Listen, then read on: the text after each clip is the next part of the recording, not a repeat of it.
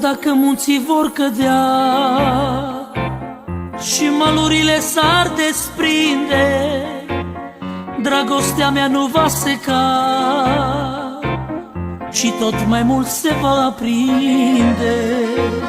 Când valuri se vor ridica, să te înece, nu te teme, de glasul meu vor asculta, el poate liniștea s-o cheme.